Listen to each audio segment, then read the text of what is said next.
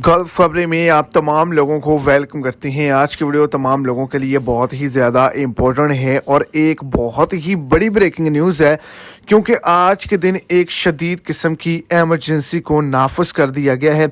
Saudi Arabia के जो तमाम दाखिली खारजी रस्ते हैं उनको बंद कर दिया गया है।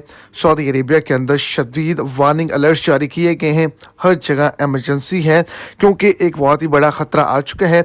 आज से जुमे तक कोई भी जो शख्स है वो बिला वजह बाहर भी नहीं निकल सकता। तो वीडियो की तफसीलात को जानने के लिए वीडियो को एंड तक देखें, ताकि आपको तमाम डिटेल्स की अच्छे से समझ आ सके। और अगर इस चैनल पर आप फर्स्ट टाइम है तो लाजमी से चैनल को सब्सक्राइब कर दें, वीडियो को लाइक करें और अपने दोस्तों तक इसको ज़्यादा से ज़्यादा शेयर करें।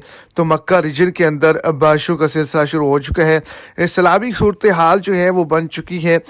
आज से जुमे तक जो है वो शदीद किस्म की एमरजेंसी है।